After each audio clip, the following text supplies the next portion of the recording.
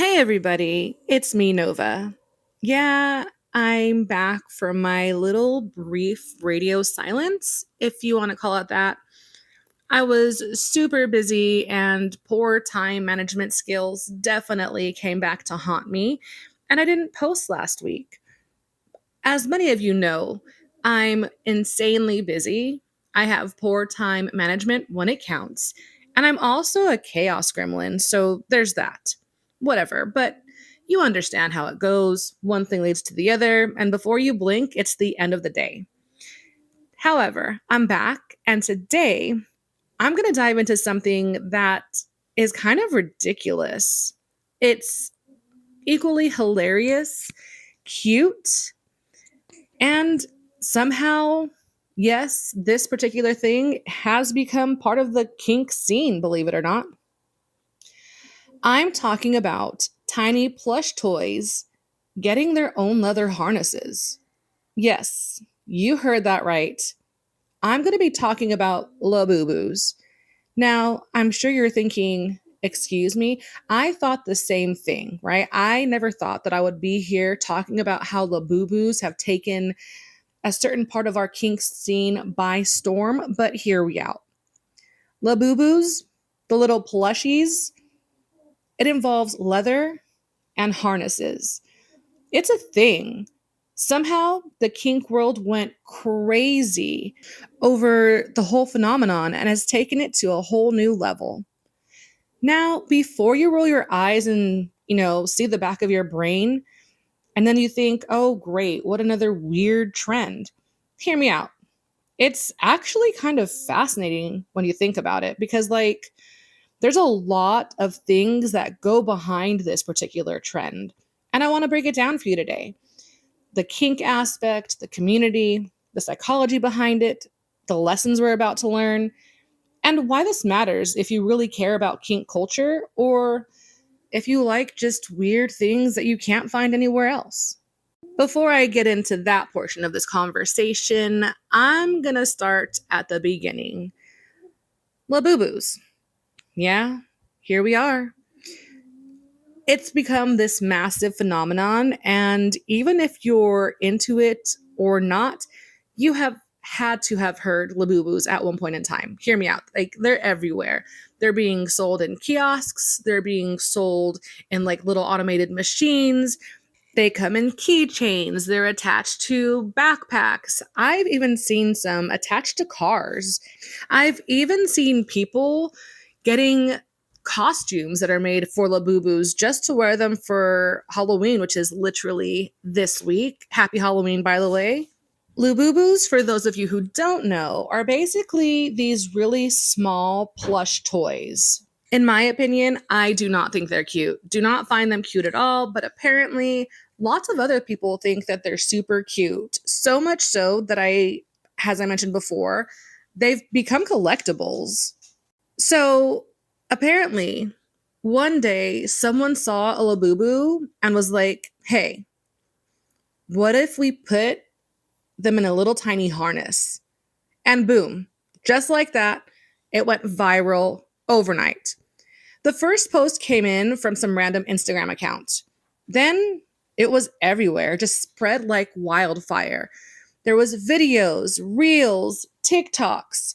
People are out there flexing their tiny plushies strapped into tiny harnesses.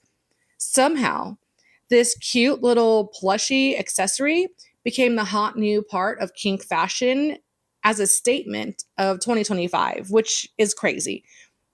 I can't believe that someone decided to take a plush toy, something that's super soft, super cute, all that good stuff, and then was like, let's add a leather harness. But they did. And people lost their minds over it. Not in the, oh my God, why? But a lot of people loved it. They loved the idea, they loved the look. And before you know it, now it's a whole trend. And there's being harnesses, leather harnesses, that are being sold as accessories for Labubus. If you check your local kink community Instagram accounts, Twitter accounts, TikToks, they went wild and they're still going wild. There's memes, there's jokes. If you look on YouTube and TikTok, again, there's actually DIY tutorials about basically making them for your own so you don't have to spend the money and buy one. People are literally sewing leather for toys, for fun, for aesthetic, and it's all kink based. The rest of the world is just looking at us once again, confused, uncomfortable, and lost. I really want to talk about the community's reaction to the Labubu harnesses. I mean, the full spectrum. Some people immediately fell in love, right? Head over heels, totally obsessed. These are the people who are posting photos, making DIY harnesses, joking about tiny BDSM for tiny plushies. For them, it's fun, it's creative, it's playful, and it's also empowering. It's like a microcosm of the kink world: cute, aesthetic, safe, consensual, and it's wrapped up in a tiny little leather strap. Then there's the other side: people who are rolling their eyes so hard, I swear they see their own brains. What is this? Kink for children's toys? Some people outright dismissed it as ridiculous, trivial, and silly. But here's the thing: ridiculousness itself, it isn't the opposite of kink. It's part of it. Playfulness, absurdity, and whimsy, all of these things are deeply ingrained in human sexuality. The Labubu trend is now weirdly, yeah, it is kind of weird for me, but it's a weird trend. It's basically saying that you can be kinky and funny at the same time. You guys, social media, it is literally wild. I'm sure you guys have been around enough to see when a particular trend hits social media by storm and it just runs and keeps going. It goes in every single direction, whether you're ready for it or not. And you get new views of things that you were not prepared for, because I know I can clearly say that I was not prepared for any of this. I was never prepared to see a Labubu in a leather harness, much less kink community making tutorials on how to do it. But here we are. Everything is fine, right? It's everywhere. Instagram, TikTok. I even saw something on Facebook. Everywhere you look, there's something about a Labubu harness, a post, a picture, links, right? People are flexing their micro leather setups. People are doing a little stage stuff, and they're doing staged scenes, which it's fine. But I cannot tell you again, I was not prepared to see a Labubu in a leather strap tied down. I mean, the harness was great, honestly. Some of these harnesses are very, very well made, which is another wow for me, because people have literally learned to do like leather work, if you would, to make these tiny leather harnesses for their Labubus. So people are actually acquiring different life skills to get the things that they want. And you know what? I'm here for that. I love that. The fact that people are willing to go outside of their own little, you know, gifts that they're good with and being willing to learn a new craft to make something that they want. I love that. We should always do our best to keep learning and learning new skills. These people I think that it's just something small, but now they have the pieces, the equipment, and the knowledge where they could apply that to something different in the future. Who knows? I mean, this is a great gateway for people to basically become more hobbyist, more in touch with their creative side, and make some cool stuff for Christmas and solstice in the future. In the same aspect, there is a little bit of tension because people have made this thing that was not necessarily kink related, that's kind of geared for more of the younger crowd, kids, if you would, into something that now represents kink. This aspect, the absurdity of it all, it kind of makes things interesting because realistically, everyone of all ages enjoys toys. It doesn't matter who you are, it doesn't matter your age. We all have that little bit and that little part of ourself that likes to have something soft, something cute, and something that we can kind of cling to whenever we need it. I think that the Labubus have kind of become that thing for everybody because they are so small. I mean, you can't take a plushie everywhere, right? The normal standard plushies are very big, and you can't necessarily take that to work, but Labubus can go everywhere, and it brings people of all ages comfort. And why wouldn't we, as a community, embrace something that brings people the comfort that they need? I do need to say, please don't look at these memes. Please do not look at these memes. The meme culture has taken the Labubu leather harnesses, by storm. It is everywhere. There are crazy captions. There's actually Labubu leather harness Instagram accounts now. There are cosplay style photo shoots going on. And that's where the conversation is going to get really interesting. Social media is shaping kink, it's shaping the aesthetic, and it's even altering and shaping our community norms. Let's try to get into a little bit of the psychology behind it. Why? Why Labubus? Why leather harnesses? Why are people so drawn to this? What does it mean when someone takes a plush toy and straps it into leather? First, it's about control in a safe, contained way. You're practicing restraint, tension, and aesthetics. And you're not necessarily involving another person, so you can definitely make a little bit of mistakes here. It's a very low risk way to start something a little bit different. You're stretching your creative muscles, you're using your BDSM imagination, and it's also pretty funny. People have a thing for miniatures, right? They're super cute, and we're programmed to respond to small, cute, tiny things.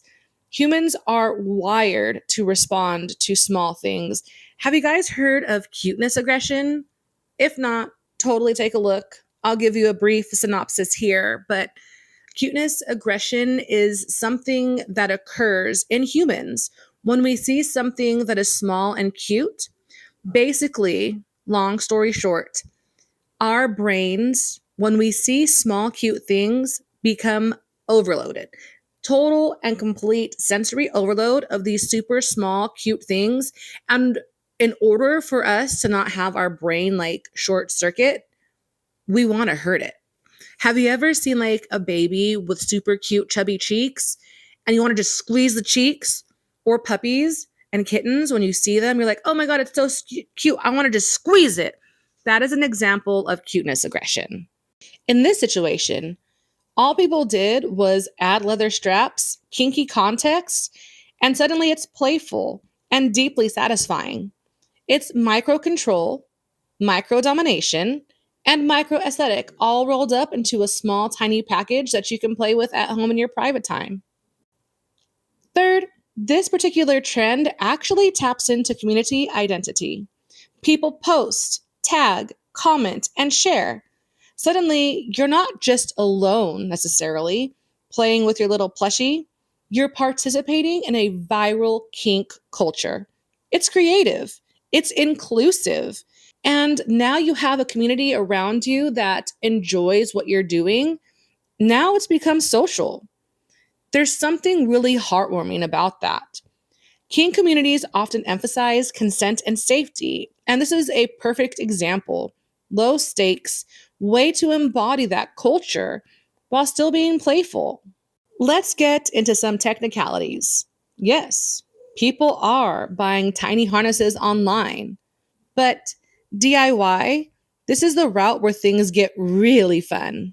Leather straps, tiny buckles, thread, glue, and whatever you need to strap your Labubu into submission. Here's the kicker. If you're practicing bondage skills, this is a micro training exercise. You learn tension, you learn about different types of buckles and knots without risking any harm to a real person.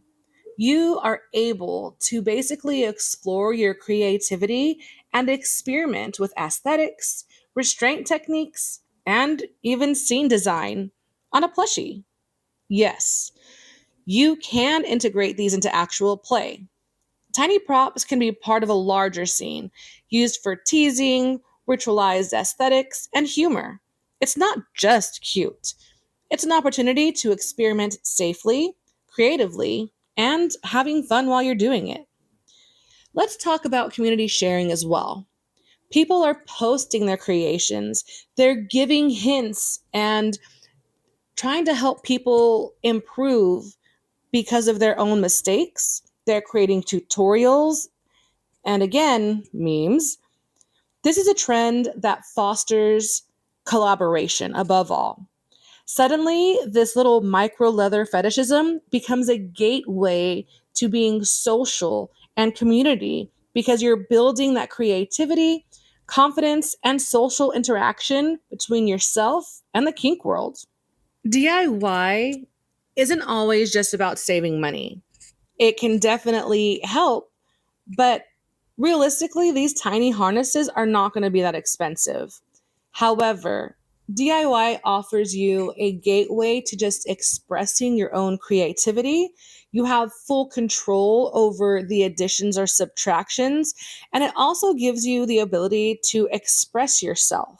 Yes, you are able to express yourself by making something as simple and tiny as a leather harness for your plushie.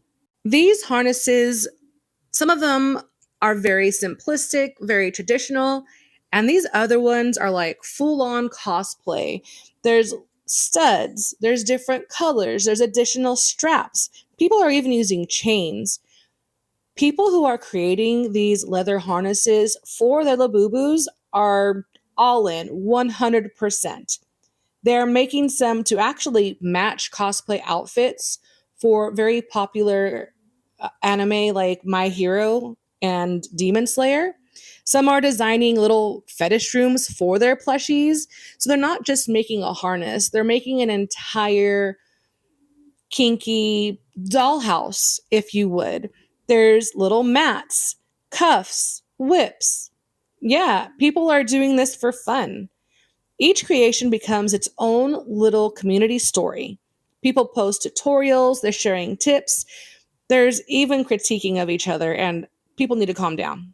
Stop being so aggressive critiquing a DIY for a Labubu leather harness. Stop that, okay? Don't do that. Don't be rude.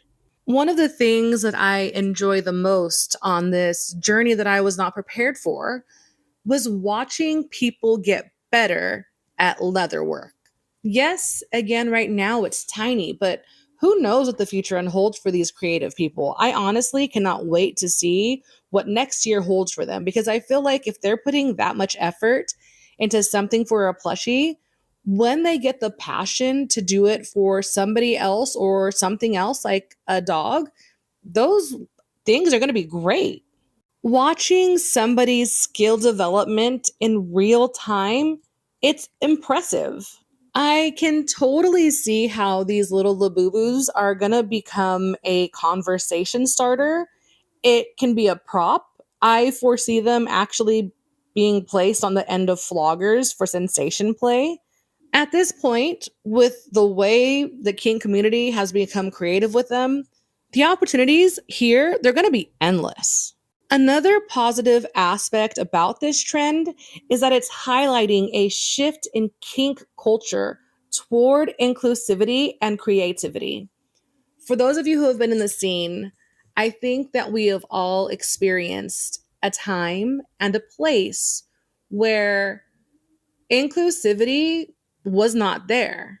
And I know, it's weird, right? Like, we live in this alternative lifestyle where we do these things that are not necessarily a part of the vanilla life. And that's why we are excluded into the kink world where you think it would be inclusive.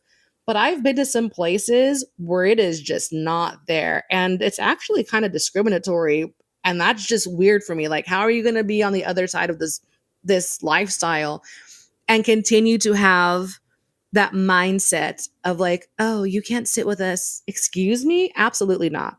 Inclusivity is great. And with this whole mashup, it's actually bringing everybody together. Every time kink culture goes viral, it tells us something about where we are as a community and where the rest of the world is peeking in and what they're seeing about us. This whole Labubu thing, it's a perfect little microcosm of how modern kink works. It's niche, it's creative, and it's not necessarily always serious and scary. It's also incredibly telling because we've reached the point where people are comfortable. They're comfortable mixing something that you see every day with eroticism. The seriousness that was basically framed around the kink scene, it's melting a little bit. The performative intensity is giving way to something more human, and it's making it more accessible and more relatable. It's not just about a toy, it's about tone. For a long time, kink, especially in the online scene, has been obsessed with legitimacy, with being seen as real BDSM. I'm using finger quotations here, but you can't see me, but maybe one day you will. Anyways, serious power exchange, proper protocol. And don't get me wrong, that structure is important and that matters. But this is a pendulum swinging back and forth, but it's all pointing towards joy, towards curiosity, towards being able to connect with other people and still laugh at yourself and at basically your ability to move forward and do these wonderful things that is fueled by your personal desire. We're watching kink reclaim its playfulness, the toy sized, meme fueled, absurd side that was always there, but no one ever really brought up because they thought it wouldn't be included or maybe they wouldn't be accepted. Before the internet, before all of these other things, kink was underground. It was a theater, right? It wasn't something that we would find in mainstream or have influencers talking about, but here we are. Now we're at the center point and a focal point of being seen by the vanilla world and not being so shunned. The same week that people are debating negotiation ethics and aftercare, the best practices, there's thousands of comments under a photo of a leather bound gremlin plushie with a riding crop. The comments are also insightful, so it's not just random little cutesy hearts and irrelevant conversation. This is actually bringing up really important talking points between the vanilla world and the kink community. And I love that. I feel like this helps vanilla people realize that we're people. We're not just some shady people or shady characters hidden in the night doing really weird taboo things. It shows them that we have things in common that are cute and fun, and we can have conversations with them. This kind of trend, as awkward and far out as it is, it unites people who usually wouldn't talk otherwise. You have artists, makers, brats, fashion nerds, plush collectors, leather workers, the whole spectrum of these people from two completely different realms of life commenting on the same thing. It's cross culture kink. And that doesn't just happen. And it doesn't happen often. It bridges the high protocol DOMs and the meme loving Switch crowd. It's one of the rare moments where everyone drops the hierarchy and just says, hey, this is crazy, but I love it. That's community. That's how it's supposed to feel. Shared joy. It's not always trauma dumps, infighting, and call out threads. It's okay to build culture through laughter. I'll say this too. Humor, it keeps people in the scene. If all people ever see is pain, intensity, and rules, they're gonna burn out. But if you remind them that kink can be creative and social, artistic, and fun, that's when they stay. That's when they explore and where they find belonging. Honestly, If a viral plushie and a leather harness makes people feel more comfortable exploring kink, then I'll take that over another round of online purity politics any day. So, yeah, look it up, enjoy it, and laugh at it. If you're into it, make your own. It's keeping the culture alive, and it's reminding us that kink isn't just about pain and intensity, it's about imagination. People who have the most fun with it, the ones who take themselves too seriously, those are the people who stay the longest. I think it's crazy that before these trends, we used to have to dig through niche corners of the internet to find kink coded content. Now, it's the red carpet. It starts with a popular singer being covered in latex on the runway. There's fashion designers making entire collections that look like dungeon uniforms that you would see on a Friday night at my club. Now, kink, it's everywhere. Harnesses, chokers, boots that look like they could kickstart a submissive and get them into subspace. But when asked about it, oh my gosh, is that kinky? Everyone is like, oh no, it's just fashion. And that's the part that cracks me up because it's never just fashion. It's subversive. It's deliberately referencing kink. The entire point of it is kink. The only difference is that on the runway, it's called avant garde, but in the dungeon, it's called normal. And I think about that a lot. There's this weird cultural double standard. Kink is only celebrated as long as it's decontextualized, as long as it's an aesthetic and not embodied. This is why the Labubu trend hits so perfectly right now. It's harmless, it's tiny, and it's palatable. It's kink without confrontation. You can laugh without having to acknowledge your own desires. It lets people play with the idea of taboo without the risk of being labeled a deviant. For those of us who actually live in this world, we see it differently. We know the joke because we're in on it. We recognize the craftsmanship, the symbolism, the private little wink of, yeah, I see what you did there. And honestly, that's powerful. It's not about gatekeeping who gets to keep or who gets to wear the aesthetic. It's about noticing how kink culture influences mainstream and how little mainstream actually wants to give us credit for it. Every year, they rediscover what we've been doing for decades, and they're just relabeling it as new or fearless. Meanwhile, it's just another Tuesday. I think that's why this trend and other trends like it matter. Because even if they start as jokes, they start to desensitize the public to the visual language of kink, and they make people less reactive to leather, restraint, and dominance as an art form. So that Labubu wearing a tiny leather harness is doing more good than we think.